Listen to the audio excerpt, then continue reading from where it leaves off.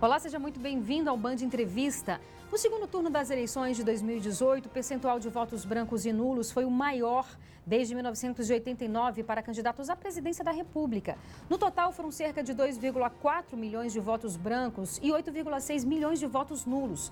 Além disso, mais de 31 milhões de brasileiros não compareceram às urnas.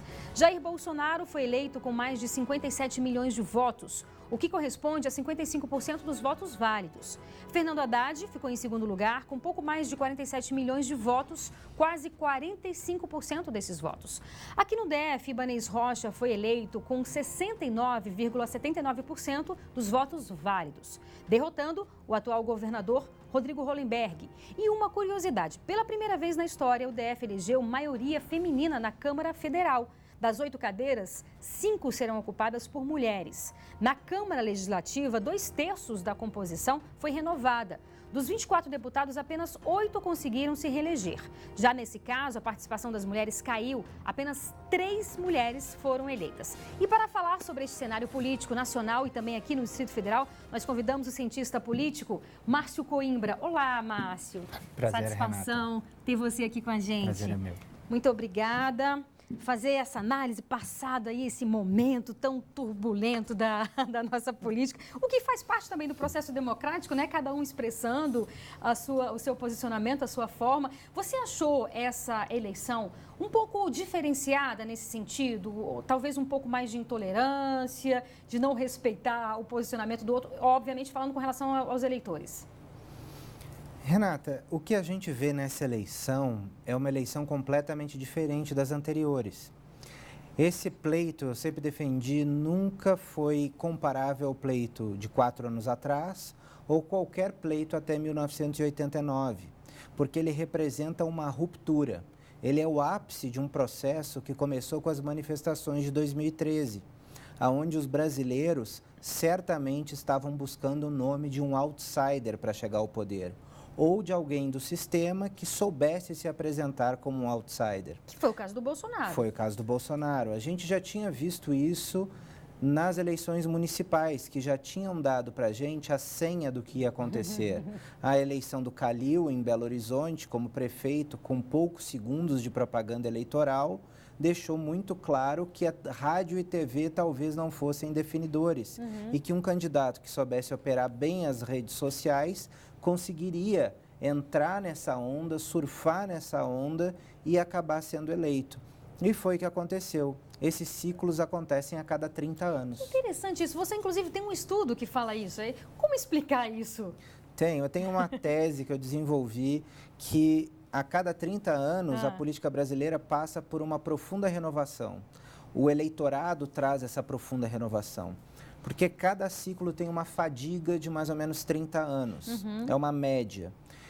Este ciclo que nós estamos encerrando agora é a chamada Nova República, que começou lá em 1985, com a eleição do Tancredo no Colégio Eleitoral, mas que teve alguns capítulos antes, a eleição para os governadores de 82, a anistia em 79, e continuou depois de 85, com a Constituição de 88, que desenvolveu um modelo institucional que está em fadiga hoje, que é o estado de bem-estar social. O Estado não conseguiu produzir isso, né?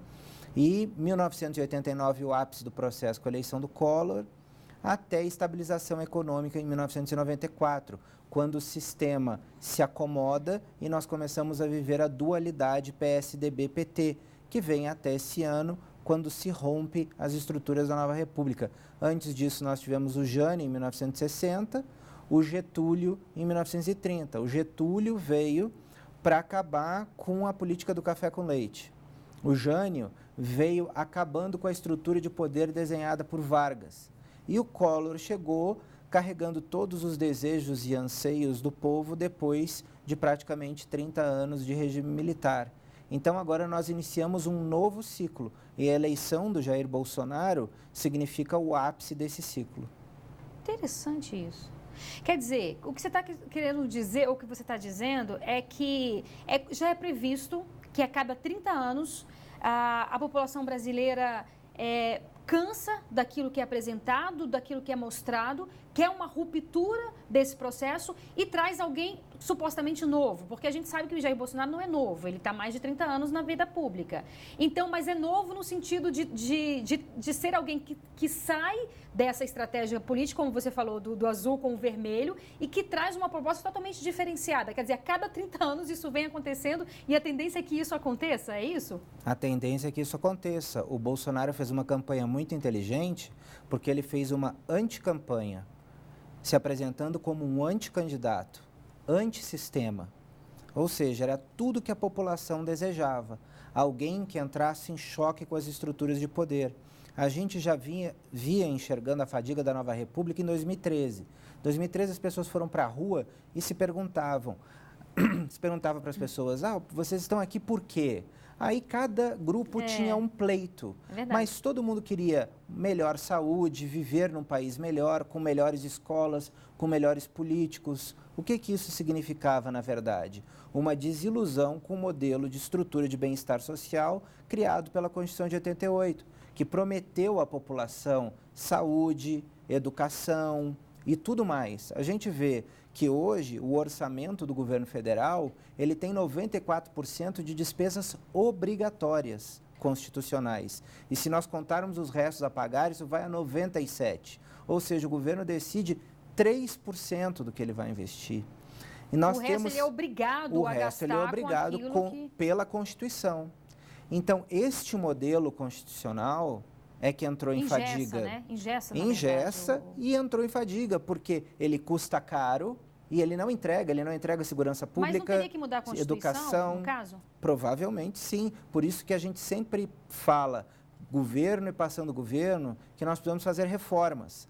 Essas são as reformas que todo mundo fala que precisa. Reforma política, reforma tributária, reforma previdenciária e uma série de outras reformas que vão cada vez mais serem necessárias.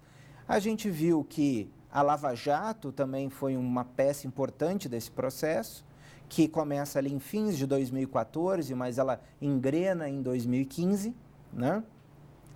E isso tudo também deu mais combustível para essas reações de indignação da população. Nós tivemos Copa do Mundo, nós tivemos Olimpíadas, que não entregaram nada de volta. O tal do legado ninguém acabou sentindo. Então, foi um prejuízo muito grande, enorme, para todos pagarem. Então, a eleição do Bolsonaro, ela é o amálgama de todas essas desilusões. Entendeu? É a concentração, Renata, de vários grupos insatisfeitos que enxergaram no Jair Bolsonaro não a solução, mas a ruptura com o sistema apodrecido. Então, a gente vai fazer um breve intervalo. Agora a gente continua com esse bate-papo aqui. E a gente lembra que você também pode participar do nosso programa. Mande a sua sugestão de entrevista. O nosso telefone, anote aí, 99976-9204. Agora a gente vai para um breve intervalo. É bem rápido. Não saia daí, a gente espera você.